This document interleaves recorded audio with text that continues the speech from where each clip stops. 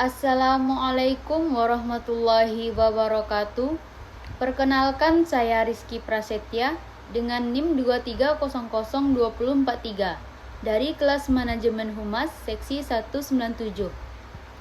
Pada kesempatan kali ini, saya akan membahas tentang fungsi, tujuan, dan ruang lingkup manajemen humas atau public relation.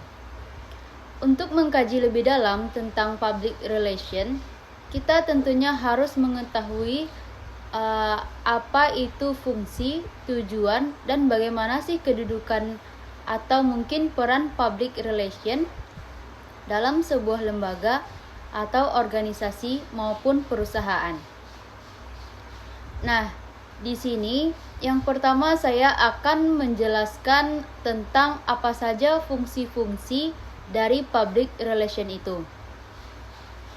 Ada 5 fungsi utama dari public relation. Yang pertama yaitu membina hubungan yang baik atau kepercayaan yang baik. Seorang public relation harus bisa membina hubungan yang baik, hubungan yang harmonis antara perusahaan dan masyarakat, sehingga akan meningkatkan pemahaman masyarakat tentang tujuan dan sasaran dari organisasi tersebut. Misalnya dalam sebuah perusahaan, tujuan mereka adalah untuk memasarkan sebuah produk atau jasa yang telah mereka sediakan. Yang kedua yaitu mengidentifikasi opini masyarakat. Public relation ini mengapa dikatakan tugasnya sebagai seorang public relation tidak mudah, karena disuruh untuk mengidentifikasi opini-opini masyarakat. Yang ketiga adalah memberikan layanan kepada publik semaksimal mungkin.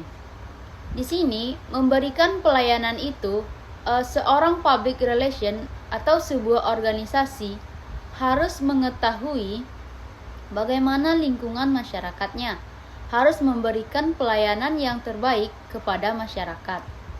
Misalnya apabila mereka bertanya terhadap produk atau jasa, maka seorang public relation harus mampu untuk melayaninya dengan sebaik mungkin.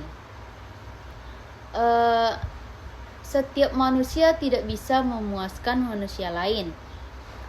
Apalagi misalnya kita sebagai seorang public relation mungkin tidak bisa memuaskan semua customer atau masyarakat di sekitar kita. Namun, sedikit banyaknya seorang public relation harus mampu memberikan argumen-argumen yang membangun di tengah masyarakat. Fungsi yang keempat yaitu menciptakan komunikasi yang efektif. Seperti yang sebelum-sebelumnya saya jelaskan, bahwa kunci dari sebuah public relation ini adalah komunikasi yang baik.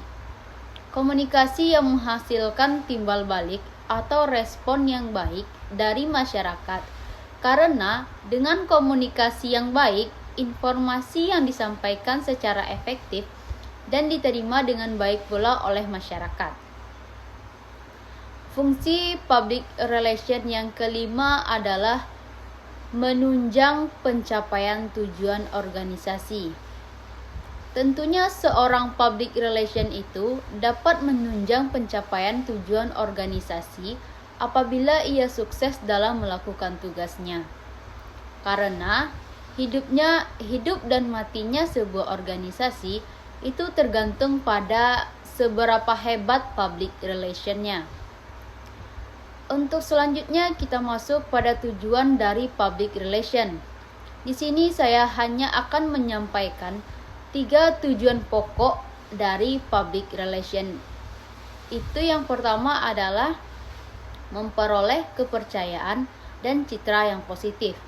Memperoleh citra positif di tengah masyarakat dengan cara komunikasi tadi itu mengapa unsur-unsur tersebut atau fungsi-fungsi tersebut saling beruntun. Karena Pada dasarnya, tujuan dari public relation ini yaitu membangun citra positif di tengah masyarakat. Yang kedua yaitu menetapkan opini yang baik.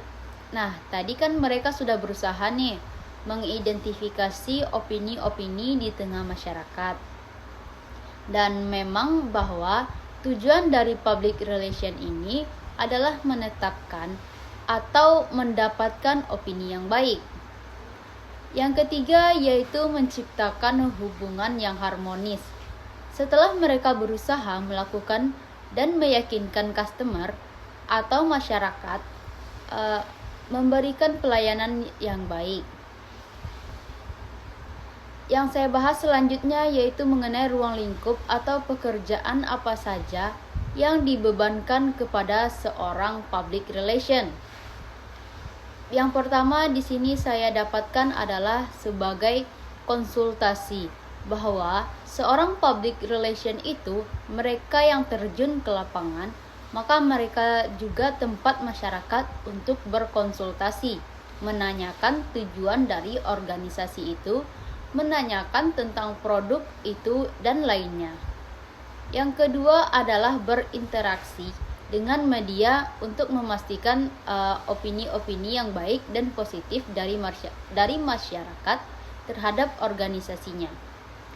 Yang ketiga yaitu mengelola komunikasi internal dalam organisasi.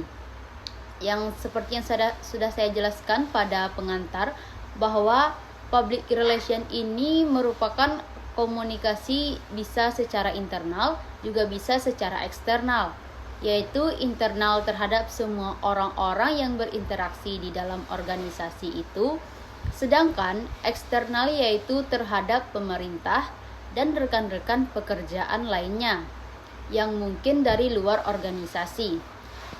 Sebagai tambahannya, di luar dari tiga pokok dari ruang lingkup dari tiga ruang lingkup public relation tadi, di sini saya dapat menambahkan beberapa pekerjaan dari seorang public relation. Salah satunya yaitu membangun hubungan yang positif dengan komunitas, baik itu komunitas lokal atau kelompok tertentu. Gunanya yaitu untuk mendukung citra positif organisasi. Lalu ruang lingkup yang selanjutnya yaitu menangani situasi kritis dan cepat, dan efek untuk memitigasi dampak negatif terhadap reputasi. Public relation itu sangat penting karena mereka yang akan menangani situasi kritis lalu langsung ke lapangan. Maka tentunya mereka yang tahu bagaimana situasi di lapangan, bagaimana respon masyarakat terhadap mereka, atau mungkin bagaimana permintaan pasar dan bagaimana juga dengan perusahaan yang sudah ada sebelumnya atau perusahaan yang sudah ada dahulunya. Dalam artian bagaimana persaingan pasar, maka di sini mereka yang dapat menangani semua situasi tersebut. Misalnya masyarakat memiliki